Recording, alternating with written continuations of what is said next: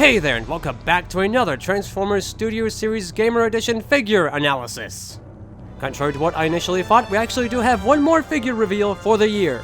This one got revealed a good while back, but I was holding off covering it until official promo shots came out, and now that they have, I can finally analyze him. That being, of course, Warforce Cybertron Voyager Ironhide. Naturally, he is a repaint / remold of Voyager Ratchet, who I still sadly don't have yet, but I did leave that figure a very positive review in my analysis. So I suspect this figure to be equally as good. I do notice they have new packaging for the Studio Series line. Not sure what brought about that change exactly, but we have custom artwork on the packaging now instead of the promo shots from the game itself. But that's enough talk with the packaging itself. Let's get on to the analysis.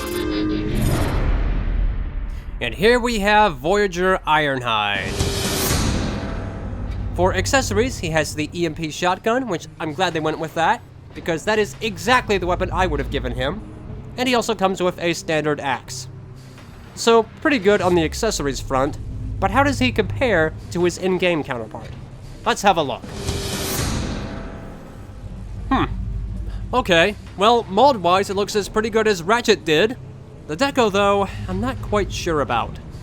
I think the red is a bit too strong, as if you compare it to the game version, it is a pretty fainted red. But that's a really minor issue. I'm not too bothered by that. His secondary color, though, does seem a bit more off. He's got kind of a blue-tinted gray for his secondary color, whereas if you compare it to the game model, it is like a really dark gray. So I think they definitely could have picked a better color for his secondary color. You know, honestly, these kind of remind me of his concept art colors. Yeah, I wonder if that's what he's based on. The deco certainly seems to follow that. But you know, even then, minor deco issues aside, it still doesn't look bad. Just think they could have done a little bit better here. But anyway, let's run through what's new here and see how it compares. He's got a new head mold, naturally, which I think looks pretty good.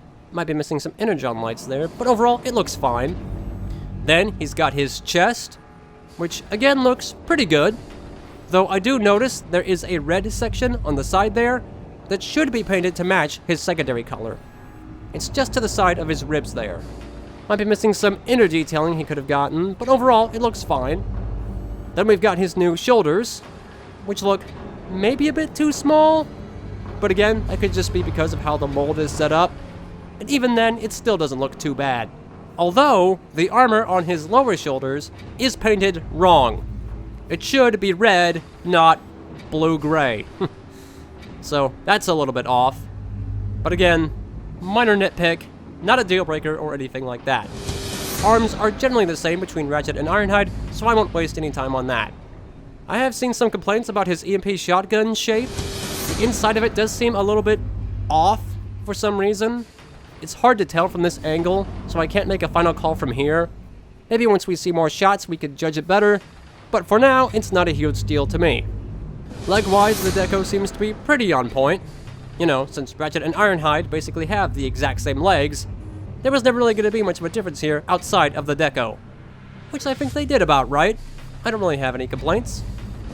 Yeah, overall, outside of some minor deco issues, Ironhide's robot mode looks really darn good. Not really surprised, of course. But that was robot mode. Let's see how he fares in vehicle mode. Okay, so here we got Ironhide's vehicle mode. Alright, well, it looks about how you would expect it to look. Looks like the deco is generally right from an initial viewing, but we'll have to compare it to be sure. I will say that right off the bat, I really don't like how this gray blends with the red, especially in vehicle mode. In robot mode, it was tolerable, but here it's a bit more of an eyesore. Also, his front fenders are a much darker color, which is a bit strange. Couldn't they have done that color for both sections? Actually, the more I look at it, the more it looks like it's just your flat gray plastic. Not the color I would have gone for. If we had that silver thing he's got there, probably would have worked a lot better. But anyway, deco issues aside, let's see how it compares to the real thing. Alright, looks pretty good. Now here's where I'm going to be getting a little bit picky. Ratchet and Ironhide's vehicles, while almost identical, do have some very minor differences that I'm curious if Hasbro accounted for. There's not many of them, but I want to see just how thorough Hasbro was with this. The first main distinction is the grille. Where Ratchet has this quad grille that becomes his abs, Ironhide has 3 sections that becomes his ribs. So far so good, but that one was kind of a given. There is another, more minuscule detail that I'm wondering if they got, and that is on the roof of the vehicle. You see, the shapes between Ironhide and Ratchet differ ever so slightly. Ratchet has a specific pronounced section near the top center of the hood, does not trench over to Ironhide, whose roof is a bit more flat and simple. Did they account for that? Oh, yes they did! Well played, Hasbro. You're being quite on top of this one. Could have done a little bit more with the deco, but you know, pretty good. I think overall, if I just had one gripe, it would be that dull gray secondary color he's got. But overall, I think this looks pretty darn good. Definitely will look into picking up this guy, too. Alright, and that is my analysis on War for Cybertron Voyager Ironhide. Now that should be the last figure reveal for the year. I would be even more surprised if we somehow got another one, but I think this will be it for the year. If Hasbro could keep dishing up molds as good as this, I think this line may have some real potential. Well, that'll do it for this video. What do you think? You like him? Hate him? Let me know. I will see you in the next one sometime next year, probably with Thundercracker, I'm gonna guess. But we'll see. I will see you next time. Till then, leaking lubricants is bad and you should get that looked at.